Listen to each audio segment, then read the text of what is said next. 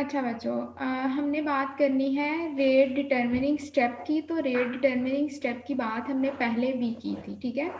बहुत आसान सा टॉपिक है आज का, बिल्कुल भी मुश्किल टॉपिक नहीं है। ये वो टॉपिक है जो आपने पीछे भी पहले पढ़ा था इसको, ठीक है। कहता है कि कुछ रिएक्शंस होते हैं जो एक से ज़्यादा स्टेप्स में होते हैं, ठीक है। और कुछ रिएक्शंस होते हैं जो क्या होते हैं, एक से ज़्यादा स्टेप्स में होते हैं। और कुछ रिएक्शंस होते हैं जो सिर्फ एक ही स्टेप में होते हैं।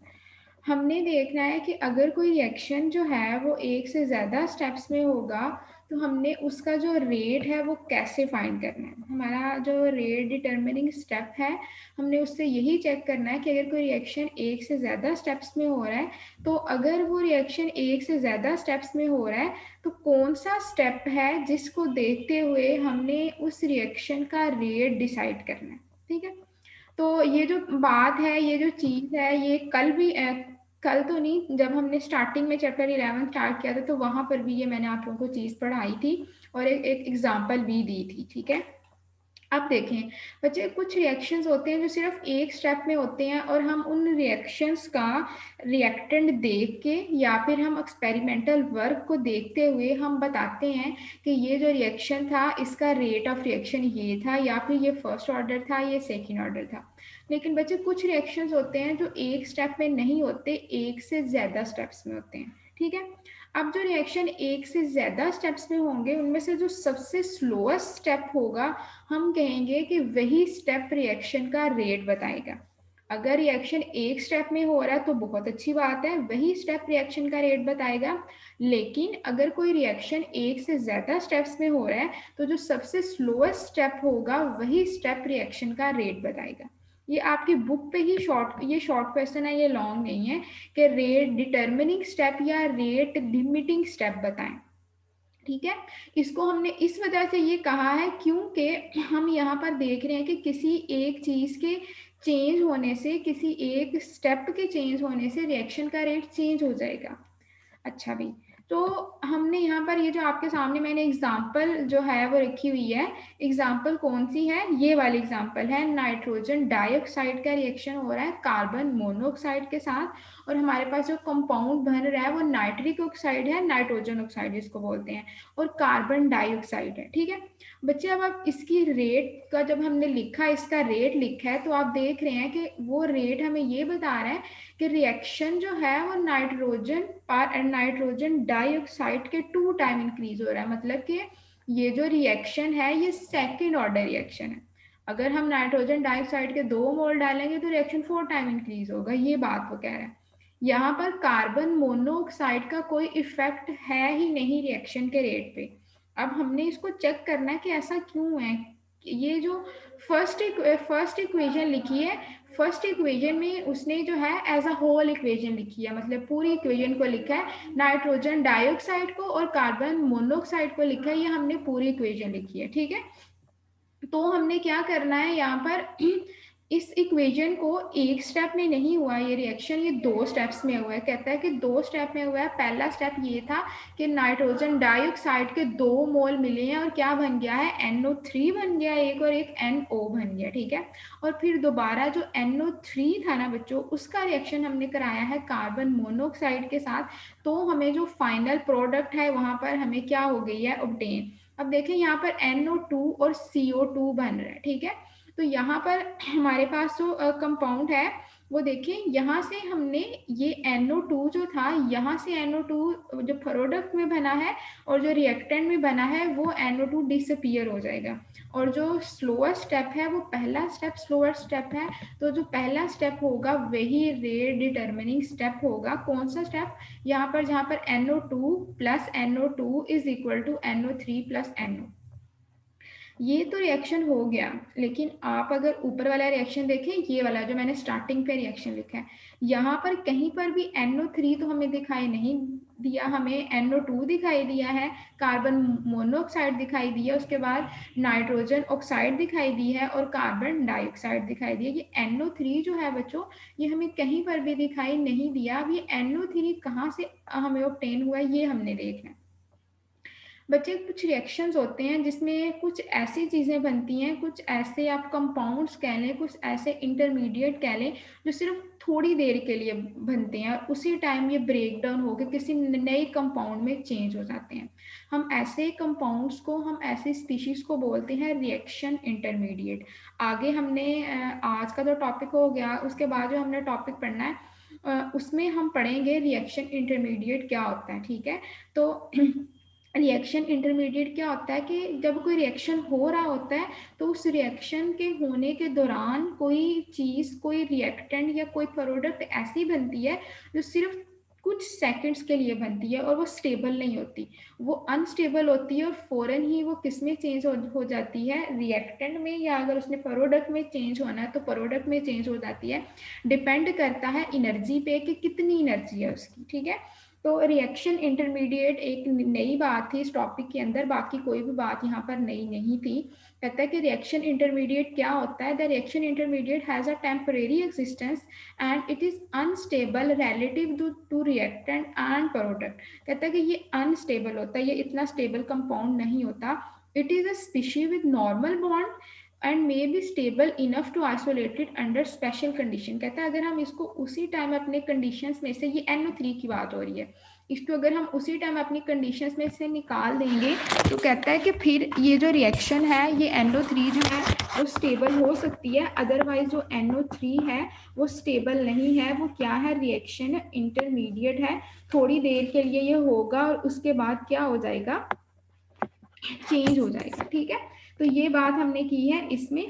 तो हमने सबसे पहले देखना है कि रिएक्शन इंटरमीडिएट क्या है। रिएक्शन इंटरमीडिएट का जो टॉपिक है आगे हमने पढ़ना है एनर्जी ऑफ एक्टिवेशन का टॉपिक है कल का। एक मिनट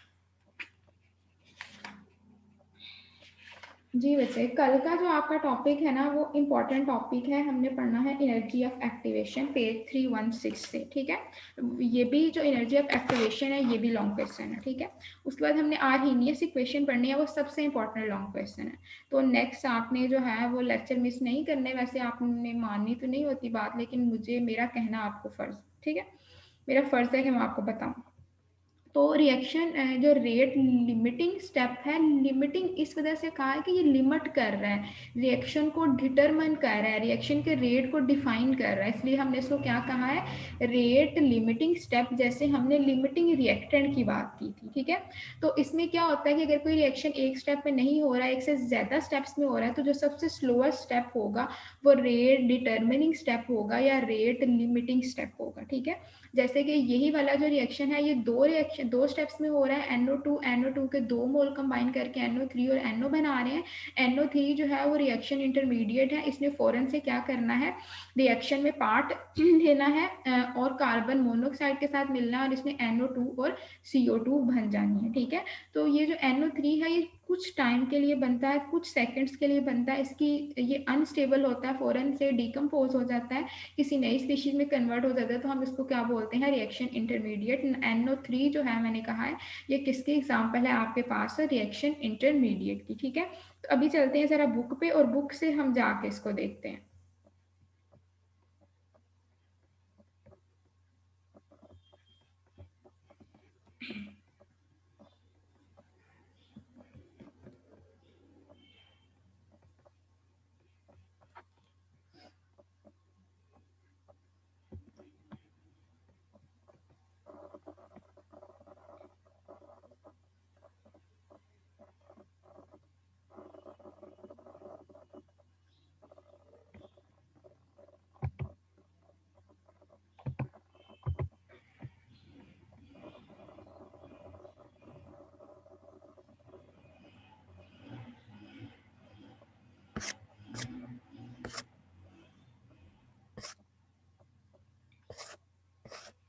अच्छा बच्चों, ये आपके सामने जो है वो बुक का पेज खुल गया है। कल हमने एग्जाम्पल नंबर 1 की थी। एग्जाम्पल नंबर 1 के बाद जो हमारा टॉपिक बनता है ये बनता है रेट डिटरमिनिंग स्टेप। बहुत आसान है, मैंने सोचा एक दफ़ा आपको बुक से भी रीडिंग करा दूँ ताकि आपको समझ आ जाए। कहता है finding out the rate equation of the reaction experimentally is very useful. मैंने आपको पहले बहुत दिनों से बता रही हूँ कि बच्चे जो ऑर्डर ऑफ रिएक्शन है, वो जो order of reaction exact order of reaction निकालते हैं वो हम एक्सपेरिमेंटल वेरिफिकेशन रिएक्शन के बाद निकालते हैं, ठीक है। जब तक हम एक्सपेरिमेंटल वेरिफिकेशन नहीं करेंगे तब तक जो है वो ऑर्डर ऑफ रिएक्शन की हमें समझ नहीं आएगी, ठीक है। तो यहाँ पर भी वो यही बात कह रहे हैं, वो कहते हैं actually it give us an opportunity to look into the detail of reaction rate equation of example 4 in article 11.1.3। ये मैंने आपको एग्जांपल भी दी थी, अगर आपको याद हो, आई गेस सेकंड हमारा लेक्चर था इस पे, तो वहाँ पर मैंने आपको उस रिएक्शन इंटरमीडिएट के एग्जांपल भी दी थी, बल्कि आप चलें पीछे मैं आपको बताती हूँ।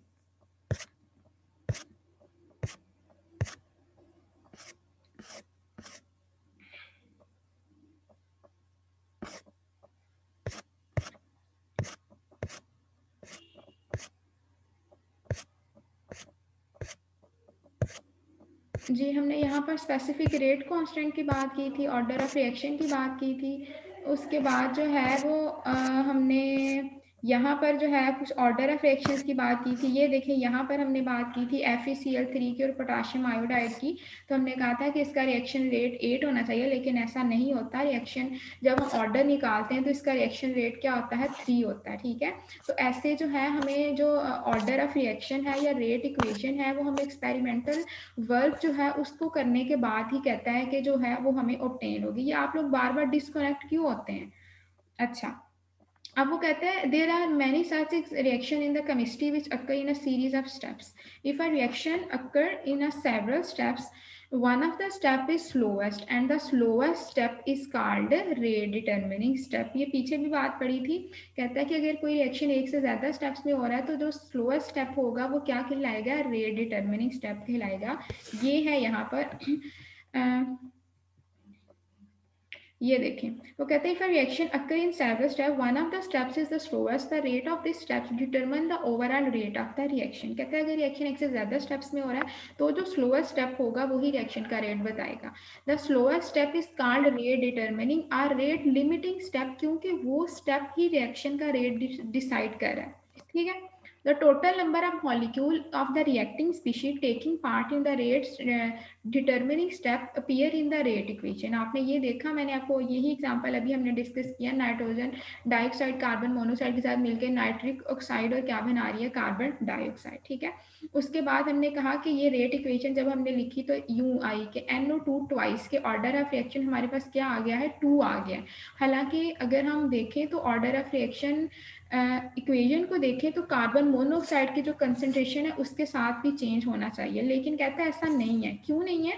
कहते हैं the equation shows that rate of reaction is independent of the concentration of carbon monoxide. Carbon monoxide की कंसंट्रेशन से उसको कोई भी इफेक्ट नहीं हो रहा। या फिर आप ये भी कह सकते हैं कि ये जो रिएक्शन है, in other word the equation tell us reaction involve more than one step and 2 molecule of NO2 are involve in the rate determining step. ये देखें भाई, NO2 के 2 मॉलिक्यूल्स हैं जो किसमें पार्ट ले रहे हैं, रेट डिटरमिनिंग स्टेप में। इसी वजह से हमने कहा है कि इसका ऑर्डर ऑफ रिएक्शन क्या होगा, 2 होगा। ये सेकंड स्टेप है, ये फास्ट स्टेप है। क्यों फास्ट है? क्योंकि इसमें रिएक्शन इंटरमीडिएट प्रेजेंट है। वो फौरन से कार्बन मोनोऑक्साइड के साथ रिएक्शन करेगा, कार्बन डाइऑक्साइड बना देगा, नाइट्रोजन डाइऑक्साइड बना देगा। The first step is the rate determining step and NO3 which doesn't appear in the final balance equation is called the reaction intermediate। कहता है आपने ऊपर देखा कि जो ऊपर इक्वेशन थी वहां पर कहीं पर भी हमें NO3 दिखाई नहीं दे रहा था। ये देखें, ये जो इक्वेशन है यहाँ पर हमें कहीं भी फाइनल इक्वेशन में कहीं पर भी NO3 जो है वो दिखाई नहीं दे रहा, ठीक है। तो यही वजह है कि वो क्या था, रिएक्शन इंटरमीडिएट था। अब ये क्या होता है? कहते हैं reaction intermediate has a temporary existence, कुछ देर के लिए एग्जिस्ट करता है, and it is unstable relative to reactant and product. कहता है प्रोडक्ट और रिएक्टेंट के मुकाबले में ये बहुत अनस्टेबल होता है, फौरन ये किसी नए कंपाउंड में, रिएक्टेंट में या प्रोडक्ट में चेंज हो जाएगा। This is a species with normal bond. इसके बॉन्ड तो नॉर्मल होते हैं लेकिन ये स्टेबल नहीं होती, ठीक है। And may be stable enough to be isolated under special condition. लेकिन अगर हम इसको कुछ कंडीशन ऐसी दें तो हम इसको अचीव भी कर सकते हैं, लेकिन हमें वहाँ पर कंडीशन देनी पड़ेगी, टेम्परेचर देना पड़ेगा, प्रेशर देना पड़ेगा। तो वो कंडीशंस देंगे फिर ही हम रिएक्शन इंटरमीडिएट को अचीव कर सकते हैं। बहुत से रिएक्शन में रिएक्शन इंटरमीडिएट बनता है लेकिन हमें वो ऑब्टेन नहीं होता, क्योंकि वो एक बहुत रिएक्टिव स्पीशी होती है, फौरन से वो रिएक्ट कर जाती है और किसी नए कंपाउंड में चेंज हो जाती है, ठीक है। The reaction is a clear example of the fact that a balanced chemical equation may not give any information about the way the reaction actually take place. तो हमें कहता है कि समझ आ जानी चाहिए कि जो केमिकल इक्वेशन है वो हमें कोई प्रॉपर इंफॉर्मेशन नहीं देती, वो हमें प्रॉपर इंफॉर्मेशन नहीं दे रही कि रिएक्शन कैसे हो रहा है, मतलब रिएक्शन कितने स्टेप्स में हो रहा है। जब हमने प्रॉपर रिएक्शन को देखा फिर हमें समझ आई कि रिएक्शन एक से ज़्यादा स्टेप्स में हो रहा है। तो बैलेंस केमिकल इक्वेशन कभी भी हमें वे नहीं बताती कि रिएक्शन कैसे हुए, ठीक है। तो ये था रेट डिटर्मिनिंग स्टेप। इसमें से शॉर्ट क्वेश्चन आएगा, मैंने आपको साथ स्लाइड शेयर कर दूंगी, शॉर्ट क्वेश्चन और साथ एक एग्जांपल, यही वाली एग्जांपल आपने देनी है। ये एग्जांपल मैंने आपको पहले भी दी थी, मुझे याद है बिल्कुल। और इसके बाद जो आपने नई चीज़ पढ़ी है वो है रिएक्शन इंटरमीडिएट। क्या होता है ये? कोई ऐसी स्पीशी होती है जो थोड़ी देर के लिए बनती है, उसके बाद ये जो स्पीशी है वो क्या हो जाती है, किसी नई कंपाउंड के अंदर चेंज हो जाती है, ठीक है। तो उसको हम क्या बोलते हैं, रिएक्शन इंटरमीडिएट। और इसके टेम्परेरी के कुछ टाइम्स के लिए इसकी एग्जिस्टेंस होती है, ठीक है। तो ये जो रिएक्शन इंटरमीडिएट है ना, ये होता क्या है बेसिकली, कैसे बनता है, ये आगे हमने पढ़ना है एनर्जी ऑफ एक्टिवेशन, ठीक है। वो बहुत इंपॉर्टेंट टॉपिक है, कल पढ़ेंगे हम इंशाल्लाह। तो उसमें हम डिस्कस करेंगे कि कैसे जो है वो रिएक्शन इंटरमीडिएट बनता है और वो कैसे न्यू प्रोडक्ट के अंदर क्या होता है, चेंज होता है। तो यहाँ तक आज का जो लेक्चर था वो यहाँ तक था, ठीक है। तो इस वजह से कहता है कि ये हाँ रेट डिटर्मिनिंग स्टेप पहले भी पढ़ा हुआ है और ये सारी चीजें। अभी मैं आप लोगों को अनम्यूट करती हूँ, कोई क्वेश्चन है तो फिर आप मेरे से पूछ सकते हैं, ठीक है। तो